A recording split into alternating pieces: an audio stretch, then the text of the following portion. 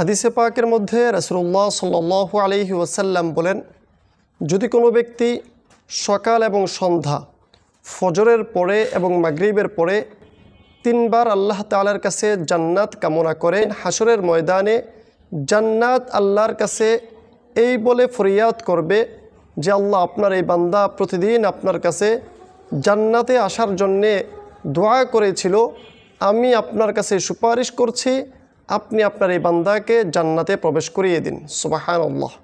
সাথে সাথে রাসূল বলেন, যে ব্যক্তি প্রতিদিন 3 বার করে সকাল এবং সন্ধ্যা 3 বার করে জাহান্নাম থেকে পানাহ চাইবে, হাসরের ময়দানে জাহান্নাম আল্লাহর কাছে সুপারিশ করবে যে আল্লাহ, আপনার এই বান্দা জাহান্নামে আসতে চায় না, প্রতিদিন আপনার কাছে সুপারিশ করেছে, আপনার কাছে ফরিয়াদ করেছে, আপনার কাছে আশ্রয় প্রার্থনা করেছে, সুতরাং আপনি আপনার এই বান্দাকে আমার ভিতরে আসতে দিয়েন না, আমার ভিতরে নিক্ষেপ করিয়েন না।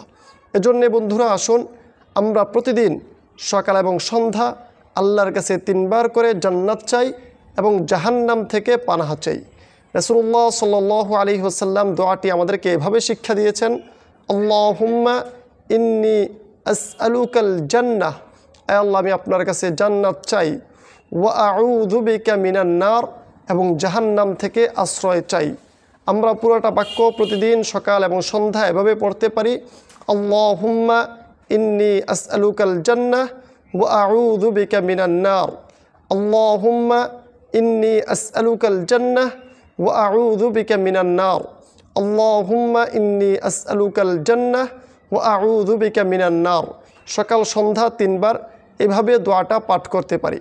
আসুন আমরা সবাই আজ থেকেই আমল শুরু করে দেই এবং জান্নাতের প্রস্তুতি এখন থেকেই শুরু করি।